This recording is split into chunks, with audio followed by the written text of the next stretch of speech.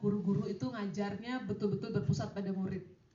Nah, saat ini berdasarkan temuan PSKP tahun kemarin, itu masih banyak juga guru kita yang masih bingung gitu mengimplementasikan kurikulum merdeka ini, khususnya yang pembelajaran yang berpusat pada murid atau pembelajaran terdiferensiasi.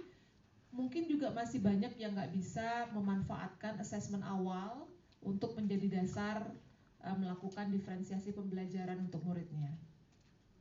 Nah, yang kedua yang ingin kita lihat di sekolah itu adalah guru-gurunya itu reflektif,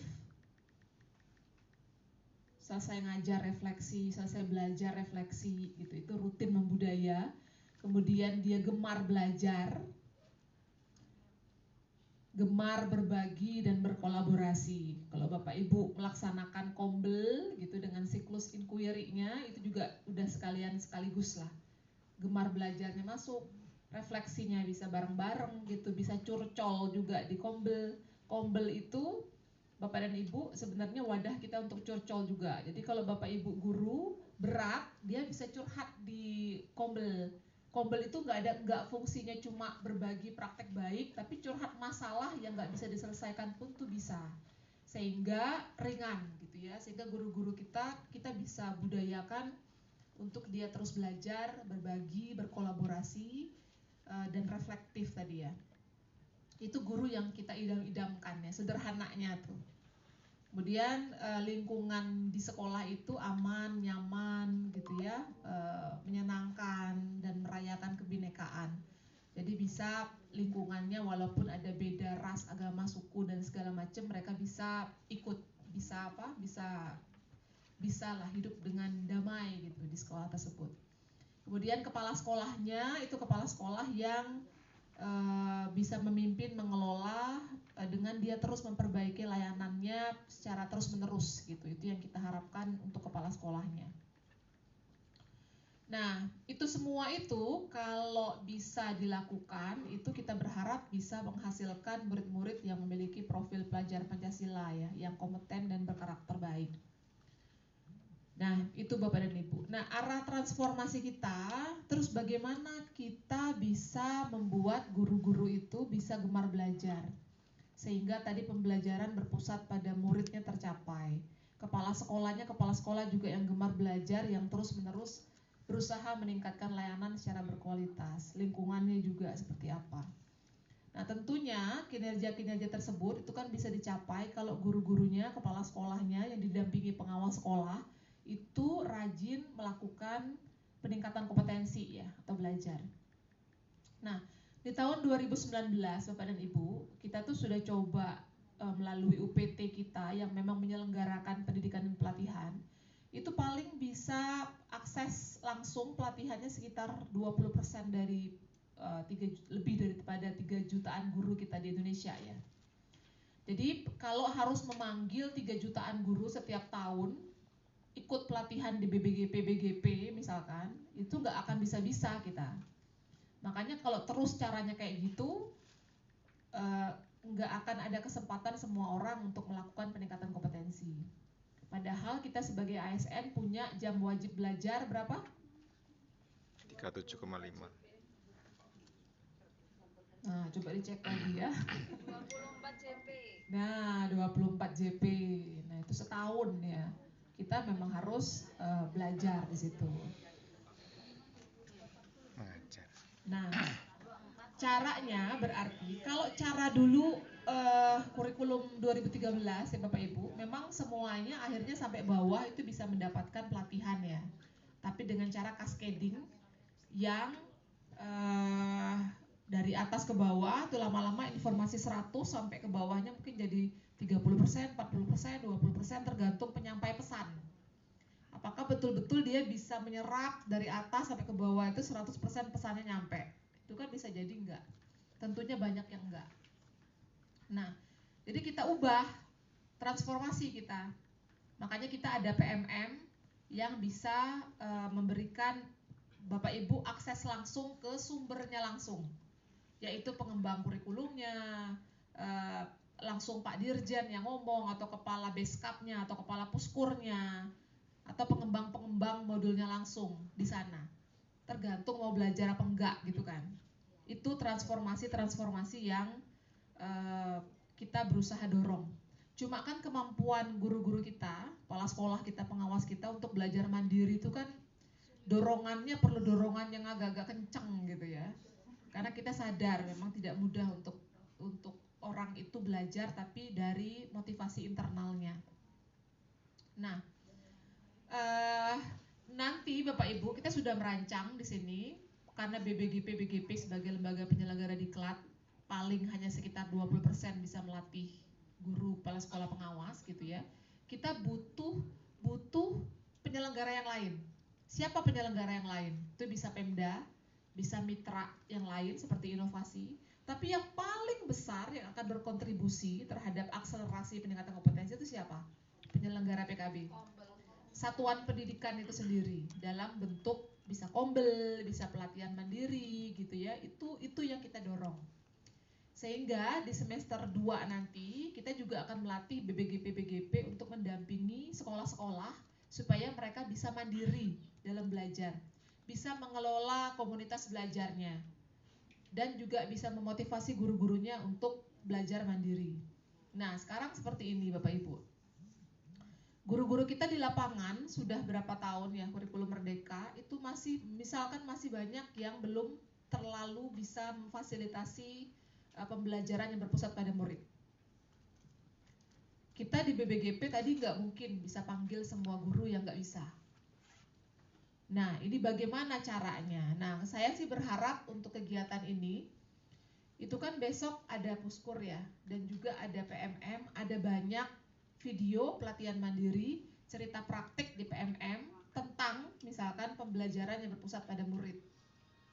Mungkin ya Mbak Mas bisa dicontohkan bagaimana mereka bisa meningkatkan kemampuannya dalam satu topik, misalkan P5 atau pembelajaran terdiferensiasi, pakai sumber-sumber belajar yang ada pada PMM itu. Nah, itu sih yang kita harapkan.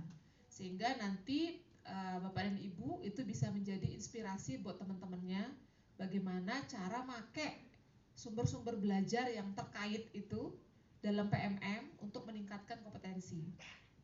Coba juga bawa itu di platform mereka mengajar. Di PMM itu sudah ada seri belajar untuk misalkan materi pembelajaran berpusat pada murid sudah ada. Misalkan kegiatan awal harus ngapain, di tengah nonton video, misalkan habis nonton video refleksi, habis itu apa, itu sudah ada seri belajarnya. Tinggal Bapak Ibu buka saja. Nah, kita ingin kalau guru kepala sekolah dalam hal ini satuan pendidikan ya sudah tahu caranya, itu kita akan lebih gampang untuk akselerasinya. Jadi tanggung jawab untuk meningkatkan kompetensi itu udah tanggung jawab sendiri si individu guru dan kepala sekolah dan pengawas atau tendik lainnya, sama tanggung jawabnya satuan pendidikan meningkatkan kompetensi para gurunya. Jadi tanggung jawab itu berpindah. Jadi tidak menggantungkan peningkatan kompetensi hanya pada BPGP. Makanya ada kegiatan ini juga yang bagaimana membuat Bapak Ibu guru dan kepala sekolah yang ada di sini itu bisa belajar secara mandiri dengan sumber-sumber belajar yang ada pada PMM. Seperti itu Bapak Ibu. Nanti transformasinya akan seperti itu. Cuma di sini kami masih berpikir bagaimana untuk mempunyai database bersama ya antara peningkatan kompetensi yang diselenggarakan di Kombel, Satuan Pendidikan, Kombel antar sekolah, di BPGP, di Pemda, bahkan di mitra gitu untuk jadi satu database. Nah, itu yang masih kita proses sekarang ini. Sementara kita di BPGP melihat kompetensi Bapak Ibu itu kalau klasikal melihatnya dari rapor pendidikan, di sekolah ini punya masalah apa, misalkan literasinya labelnya apa, merah, kuning, hijau, atau merah misalkan. Merahnya di mana? Di teks informasi apa di teks sastra apa di mananya. Nah, kalau muridnya harus bisa menangkap ide dari teks sastra, ini kira-kira gurunya harus ditingkatkan kompetensinya di kompetensi apa? Itu yang harus diturunkan. Nah, ini untuk rapor pendidikan nanti gurunya itu bisa dikasih pelatihan klasikal kalau memang banyak yang belum bisa memfasilitasi untuk yang pembelajaran teks informasi misalkan. Kemudian ada pengelolaan kinerja juga yang bisa jadi basis buat sekolah itu mengidentifikasi kebutuhan belajar. Terus satu lagi ada refleksi kompetensi. Terus hanya 3 ya? Enggak, tapi Bapak Ibu juga bisa pakai hasil assessment dari murid-murid ya, hasil assessment murid untuk jadi dasar Bapak dan Ibu meningkatkan kompetensi. Itu sih Bapak Ibu, itu yang kita harapkan Bapak Ibu guru kepala sekolah bukan lagi menjadi objek, tapi sudah menjadi subjek yang berdaya menentukan peningkatan kompetensinya. Kalau selama ini kan Bapak Ibu kayak objek aja, dipanggil di BPGP, dianggap perlu pelatihan. Tapi apakah betul Bapak Ibu betul-betul perlu pelatihan yang akan dilatihkan? Nah itu kan kita masih ini juga. Kadang Bapak Ibu seneng nggak diundang ke hotel ini? Kemarin saya ke 4 kabupaten kota, ada Batang, mana yang Jawa Tengah. Kami nggak terlalu senang Bu, kami senangnya pelatihan deket-deket aja gitu. Yang di KKG atau yang di mana yang digugus-gugus aja Bu. Males gitu ninggalin keluarga kalau jauh-jauh gitu. Nah ternyata kan begitu. Nah ini kita coba rubah paradigmanya, ya Bapak Ibu. Di tanggung jawabnya pun ownershipnya itu berubah, nggak ownershipnya ke BPGP tapi ke Bapak Ibu sendiri gitu.